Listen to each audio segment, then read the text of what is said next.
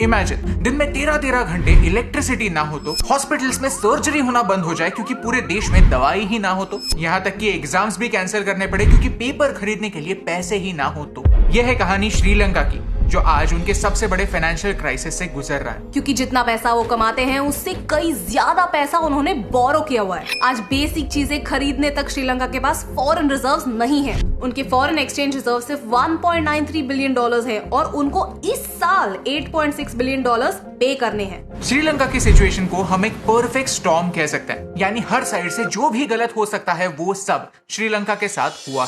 चलिए इस प्रॉब्लम को जानते हैं और देखते हैं कि भारत अपने इस सदर्न भाई को कैसे मदद कर रहा है। सबसे पहले श्रीलंका की इकोनॉमी के बारे में जानते हैं। श्रीलंका की इकोनॉमी मेजरली दो चीजों पर निर्भर है, टूरिज्म और एग्रीकल्चरल एक्सपोर्ट्स, जिनमें मेजरली गारमेंट्स, टी, रबर और कोकोनट शामिल। 1948 में श्रीलंका इंडिपेंडेंट होने के बाद पूरी दुनिया ने इस नए देश को बड़े ऑप्टिमिज्म से देखना स्टार्ट किया।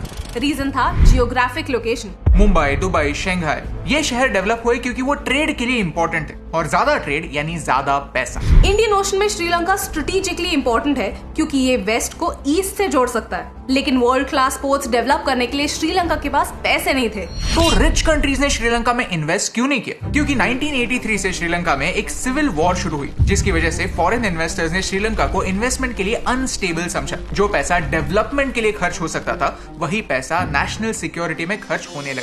ये सिविल वॉर 2009 में रुक जरूर गई, लेकिन शायद काफी देर हो चुकी थी। श्रीलंका ने डेवलपमेंट की बस ऑलरेडी मिस कर दी थी। फिर भी हाई होप्स के साथ हम्बनटोटा पोर्ट नाम का एक ड्रीम प्रोजेक्ट लेकर श्रीलंका यूएस के पास गई, जहां के एनालिस्ट ने ये प्रोजेक्ट रिजेक्ट कर दिया। जब श्रीलंका ने इंडिया को इन्वेस्ट करने के लिए कहा, तो इंडिया ने भी इसे रिजेक्ट कर दिया और श्रीलंका को एडवाइस भी दी कि ये प्रोजेक्ट पैसे रिकवर नहीं कर पाएगा। लेकिन फिर श्रीलंका चाइना के पास गई और उनसे लोन लेकर उन्होंने ये पोर्ट बनाया। एज प्रेडिक्टेड बाय एवरीवन, ये प्रोजेक्ट फेल हो गया, जो चाइना को भी पता था। चाइना की स्ट्रेटेजी माइंड ब्लोइंग है। चाइना डेवलपिंग देशों में पैसे लगाता है, चाइनीज कंपनीज उस प्रोजेक्ट को कंस्ट्रक्ट करते हैं, पैसा चाइनीज बैंक लेंड करता है, और जब इकोनॉमी पर प्रेशर आता है तब चाइना उन प्रोजेक्ट्स को फेल होते हुए देखता है। फिर वही प्रोजेक्ट्स चने के दाम पर उस कंट्री से खरीद लेता है, इंटरेस्ट भी कमाता है, प्रॉफिट भी कमाता है और इंटरनेशनली अपनी पोजीशन भी स्ट्रॉन्ग कर लेता है। श्रीलंका में होने वाले 70% डेवलपमेंट प्रोजेक्ट्स चाइना ने फंड किए हैं। हम्बनटोटा पोर्ट, जो श्रीलंका को एक ट्रेड हब बना सकता था, वो भी फ्लॉप हो गया और मजबूरी में उन्हें वो पोर्ट चाइना को 99 ईयर लीज पर देना पड़ा। इन सारी चीजों की वजह से Sri Lankan economy already shaky grounds पर खड़ी थी। जो भी डेवलपमेंट था वो लोन्स के बेसिस पर था, जिसे पे करने का कोई ठोस प्लान नहीं था। इकोनॉमी टूरिज्म पर चलती थी। Enter Covid. कोविड की वजह से इंटरनेशनल ट्रैवल बंद हो गया, टूरिज्म पर डिपेंडेंट सारी इंडस्ट्रीज ठप हो गई। कोविड की जस्ट पहले वहाँ की सरकार ने वैट को 15% से 8% कर दिया। इंटेंशन था कि लोग ज्यादा स्पेंड करेंगे, लेकिन स्पेंड करने के लिए पैसे भी तो होने चाहिए। टैक्स कम करने से गवर्नमेंट का रेवेन्यू भी कम हुआ। श्रीलंका में आने वाले 13% टूरिस्ट इंडिया से थे और 16% रशिया से। रशिया यूक्रेन वॉर की वजह से टूरिज्म में हुई इस गिरावट को आने वाले कुछ समय में रिकवर करना इम्पॉसिबल। टूरिज्म से एक्सपोर्ट से फॉरेन रिजर्व्स यानी डॉलर्स श्रीलंका में आते थे। ये क्राइसिस 2 साल चलने की वजह से एक्सपोर्ट कम होता गया और इंपोर्ट बढ़ता गया। As a result fuel, sugar, rice, wheat ऐसी एसेंशियल चीजें खरीदने के लिए श्रीलंका के पास फॉरेक्स रिजर्व नहीं बचा। And that's the bottom line. इसमें पॉलिटिक्स और मिसमैनेजमेंट की वजह से क्या क्राइसिस हुआ, इस पर हम एक और वीडियो बनाएंगे।